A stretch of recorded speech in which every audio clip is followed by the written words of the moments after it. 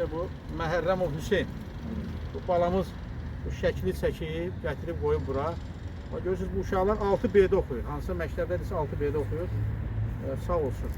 Bunun müəllimləri, məktəbi, uşağın özü, valideynləri yaddan çıxartmırlar. Bizim bu uşaqlarımız, körpələrimiz bu şəkilləri çəkməklə bir daha öz igidliklərini, vətənpərvərliklərini göstərmək istəyirlər.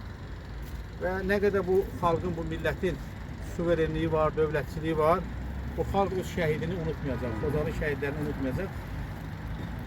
Biz heç bəlkə xəyalımıza gəlməzdi, yuxumuza gəlməzdi ki, biz bir gün şəhidlər xiyabanına gələcəyik, Xocalı şəhidlərinin yanında başımızda danışacaq. Çünki o qisas hissi bizim içimizdə var idi, onunla yaşayırdıq. Quranda da vardır, qisasda həyat vardır. O sizlə vuruşanlarla vuruşun. Biz vuruşurduq, amma bilirsiniz ki, birinci Qarabağda bizim daha çox şəhidimiz oldu. Amma ikinci Qarabağda, Qarabağ müharibəsində bizim şəhidlərimiz o qəhrəmanlığın, igidliklərini göstərdilər. Bu da nədir? Bu bütün peşə sahiblərinin, bütün xalqın, bütün millətin bir araya gəlib ölkə rəhbərinin ətrafında birləşməyindən irəli gələn bir böyük bir hadisə oldu, zəfər oldu. Şimdi mən buradan danışa-danışa, siz orada baxın, körpə fidan balalardır. Onlar hamısı şəhidləri ziyarət etməklə bağlı, bana gəliblər, şəhidləri ziyarət edirlər.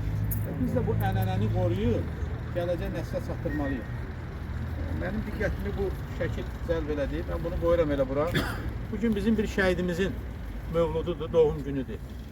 Əslən Coratdan olan Sumqayıt şəhidimizdir. Əbil. İnşallah imkan olsa gedib onun da evini biz ziyarət edək. Səhər-səhər biz Yalçın müəllimlə ziyarət elədik. 26 fevralda dünyaya gəldi, 93-cü ildə. Demək, onun üçün heç vaxt ad günü keçirtməyiblər. Yeganə bu illəri onun üçün elə qəbr üstə, yəni cənnətdə olan, behiştdə olan ilk ad gününü keçirtdilər.